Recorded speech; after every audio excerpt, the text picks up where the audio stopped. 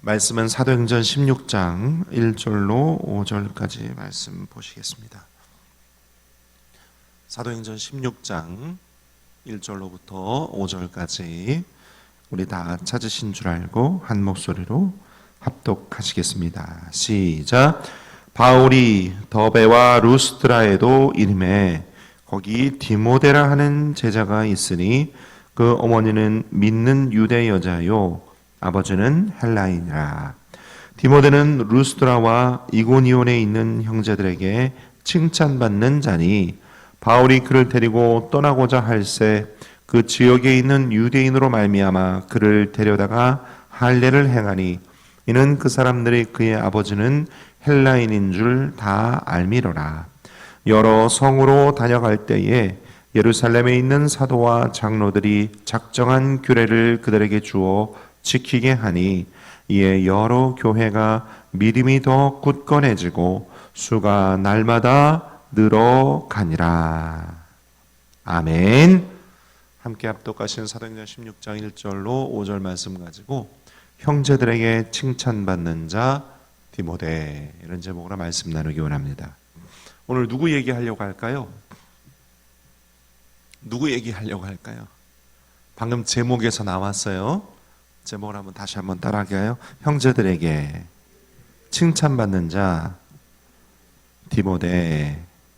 디모데는 여러분 아시는 것처럼 디모데 전후서, 사도 바울이 디모데에게 쓴 편지죠.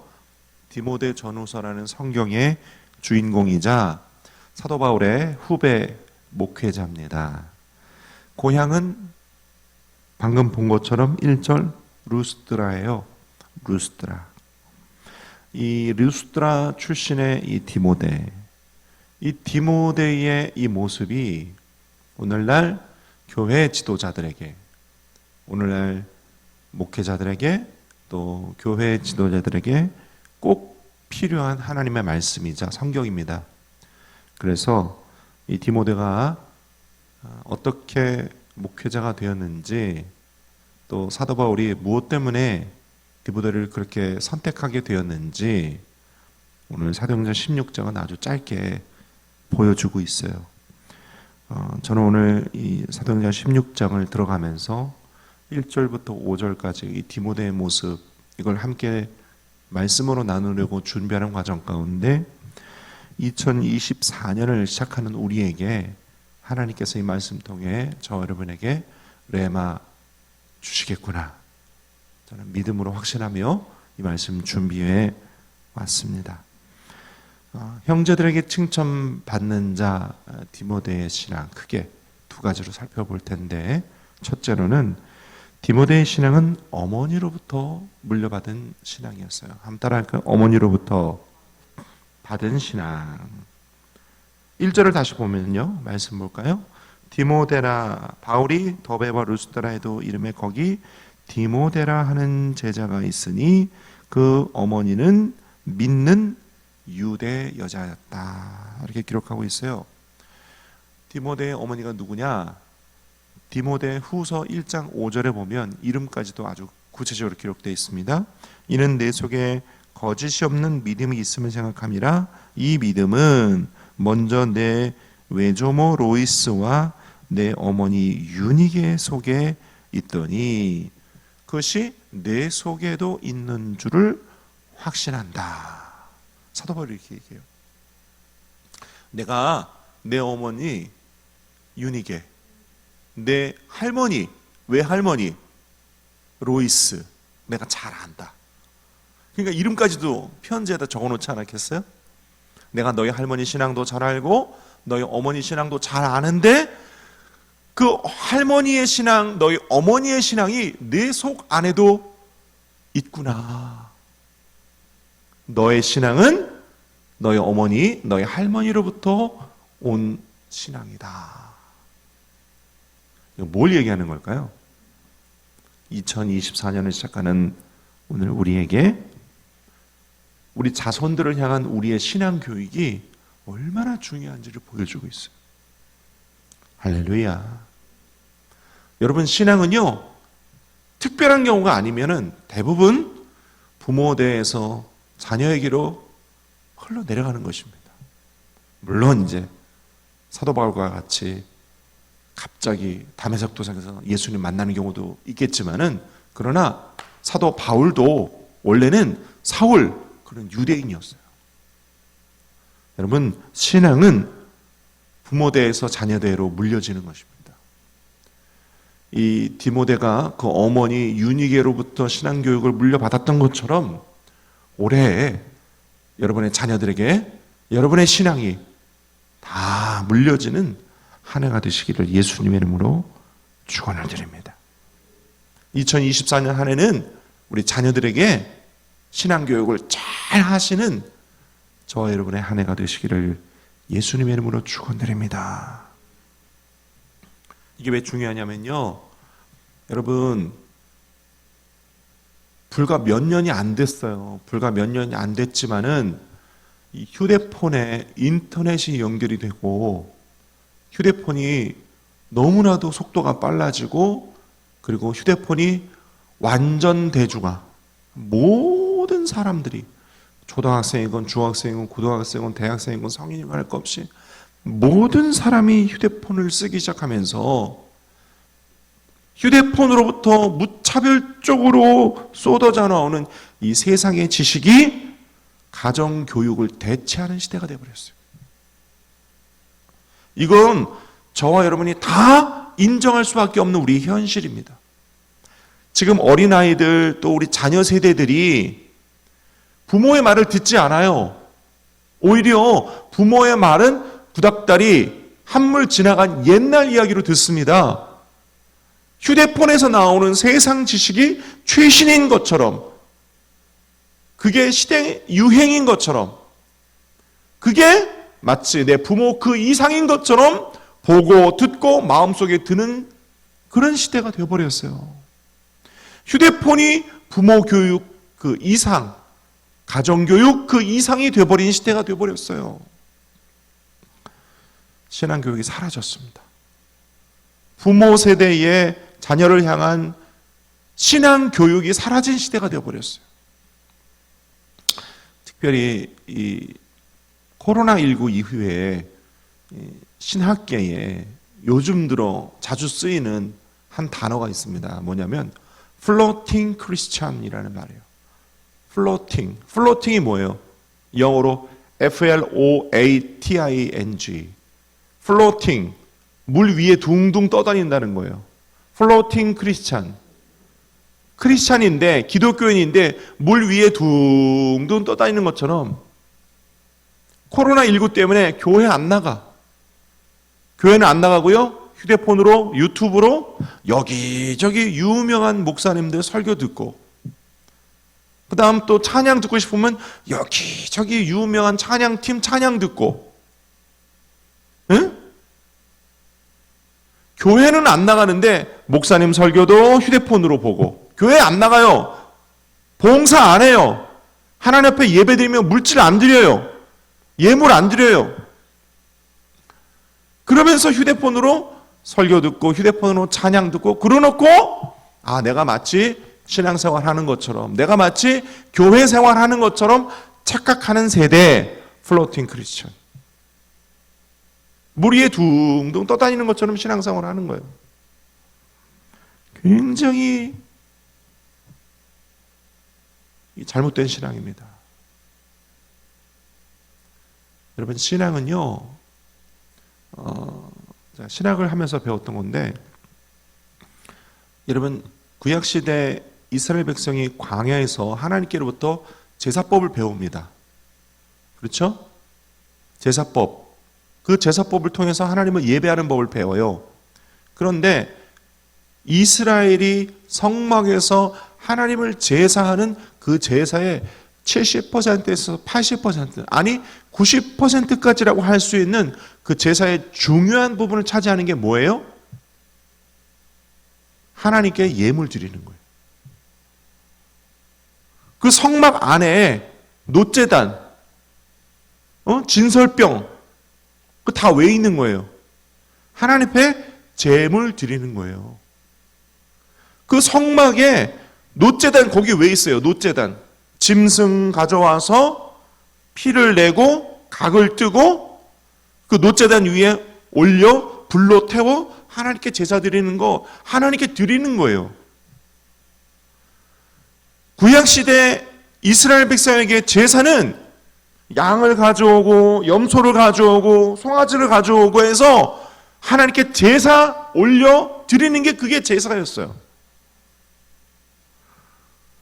우리가 하나님 앞에 예배 드리는 건 뭐냐면 우리의 시간을 드리는 거예요.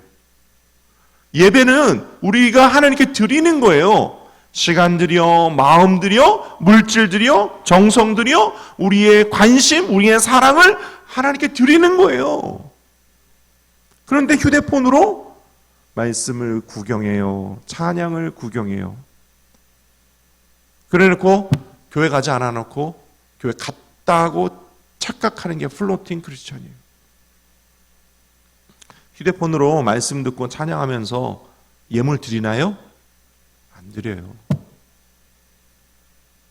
제가 3000번제에서 이제 넘어가서 4000번제를 드리는 어느 장로님을 제가 잘 압니다. 아주 가깝게 친한 장로님이신데 일생을 통해 하나님 제가 4000번제를 마무리하고 천국 가게 해주세요 기도하면서 지금도 오늘도 새벽 예배 나가신 새벽 예배로 4000번제로 향해 가고 계시는 장로님이 계세요.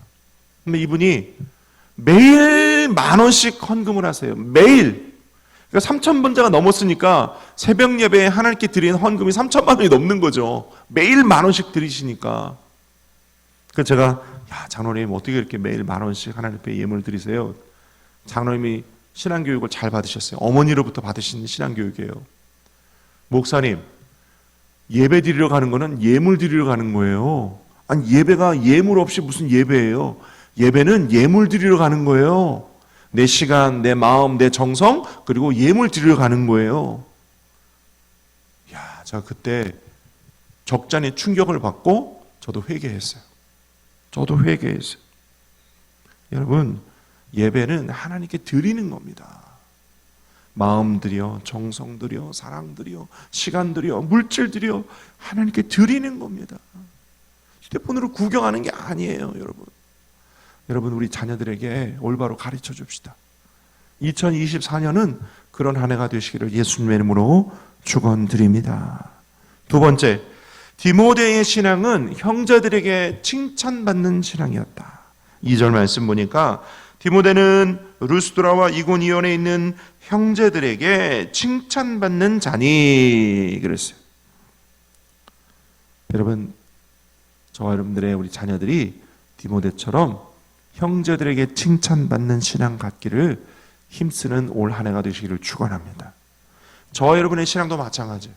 여기서 말하는 형제들은 교회 안에서를 말합니다. 믿는 사람들, 믿는 교회 안에서 칭찬받는 신앙이었다. 로마서 14장 18절에 보면 그 칭찬받는 사람을 사도 바울은 이렇게 얘기해요. 이로써 그리스도를 섬기는 자는 하나님을 기쁘시게 하며 사람에게도 칭찬받는다. 우리가 예수를 믿는다 그러면 두 가지를 해야 돼요. 하나님을 기쁘시게 해야 되고 사람에게도 칭찬받아야 돼요. 그러면 어떻게 하나님을 기쁘시게 하느냐? 로마서 14장 18절 우리가 방금 봤잖아요. 그 앞에 17절을 보면 하나님의 나라는 먹과 마시는 것 아니요 오직 성령 안에 있는, 따라합시다, 성령 안에 있는 의와 평강과 희락이다. 하나님을 기쁘시게 하는 방법이 기록되어 있어요. 성령 안에서 의와 평강과 희락을 하면 돼요. 이게 어떤 뜻이냐? 여러분, 하나님을 기쁘시게 하는 사람은 성령 안에서 의가 충만한 사람이에요. 다시 말해 성령님과 함께 거룩해지는 사람, 날마다 거룩해지는 사람, 점점 더 거룩해지는 사람. 어제 주일, 그저께 주일만 거룩하고 평일에는 거룩하지 않은 사람이 아니라 날마다 점점 더 성령님 안에서 거룩해져 가는 사람, 장로교인들이 말하는 성화되어져 가는 사람, 하나님이 기쁘시게 하는 사람이에요. 그 다음 또 평강이 있어야 돼요. 여러분, 성령 충만하면요 우리가 가는 데마다 화평케 하는 자가 되지, 가는 데마다 분란을 일으키면 안 돼요. 하나님을 기쁘시게 하는 사람은 성령 안에서 가는 것보다 화평케 하는 사람이 되는 거예요. 할렐루야. 또 희락이라 그랬어요. 여러분, 성령 안에서 하나님을 기쁘시게 하는 사람은 늘 감사와 기쁨이 있는 사람이에요.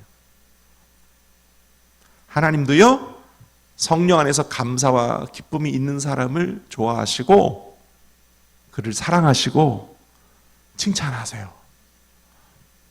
물론 우리가 일생을 살면서 늘 감사와 기쁨이 늘 있을 수는 없어요. 때로 인생의 수고하고 무거운 점이 너무 무거워서 접근하면 발포함 얼굴에 그렇게 막 인상을 쓰고 다닐 수도 있어요. 그러나 성령 안에서 여러분 은혜와 기쁨, 감사를 회복하시는 올 한 해 되시기를 축원합니다. 디모데가 그랬다는 거예요. 그래서 18절, 사람에게도 칭찬받았다. 제가 방금 로마서 봤잖아요. 14장 18절에 사람에게도 칭찬받는 사람이다. 근데 어떻게 사람에게 또 칭찬받느냐? 그 다음 19절 또 보면 19절, 그러므로 우리가 화평의 일과 서로 덕을 세우는 일을 힘쓰면 사람에게도 칭찬받는 거예요. 할렐루야. 17절에도 봤잖아요. 평강을 성령 안에서 평강이라 그랬으니까 화평케 하는 사람. 19절도 이야기하고 있어요. 여러분, 우리가 가는 데마다 화평케 하는 사람 됩시다. 그러면 하나님과 사람에게 칭찬받아요. 이 교회가 자꾸 세상이 교회 안에 자꾸 들어오면은 내가 사람에게 칭찬받으려고 자꾸 세상적인 가치관으로 높아지려고 하고 강해지려고 하고 권세 있으려고 하고 나를 드러내려고 하고 막 그래요. 그거는 뭐냐? 세상이 교회 안에 들어온 거예요. 반대로 교회가 세상으로 퍼져나가면 어떤 일이 생기느냐? 화평케 해요. 낮아져요. 겸손해져요. 할렐루야. 여러분, 이런 일들이 있기를 바랍니다. 그게 뭐냐? 서로 덕을 세우는 일이에요. 19절, 화평의 일과 서로 덕을 세우는 일을 힘쓴다. 여러분, 교회 안에서 서로 덕을 세울 수 있기를 바랍니다. 서로 덕을 세웁시다. 그런 한 해가 되시기를 예수님의 이름으로 축원을 드립니다. 사도 바울이 인정하는 디모데의 신앙은 하나님을 기쁘시게 하는, 하나님 안에서 성령으로 말미암아 거룩하고 가는 것마다 화평케 하고 늘 감사와 기쁨이 넘치고 자기를 세우는 것이 아니요 교회의 덕을 세우는 사람이었음을 우리는 사도 바울이 디모데를 인정하고 칭찬한 그 이야기를 통해 알 수가 있어요. 그런 것처럼 저와 여러분이 그렇게 하나님께 세움받고 이 신앙이 우리 자녀들에게도 물려지는 2024년 한 해가 되기를 축원합니다. 그래서 디모데전서 1장 2절에 보면 사도 바울이 디모데를 이렇게 표현해요. 너는 믿음 안에서 나의 참 아들이다. 그 위대했던 사도 바울이 디모데를 너는 믿음 안에서 내 아들이다. 이렇게 인정해요. 할렐루야. 우리 주님께서 올 2024년 한 해 동안 여기 계신 저 여러분들에게 그래, 내가 너를 인정한다. 너는 내 딸이다. 내가 네가 자랑스럽다. 할렐루야.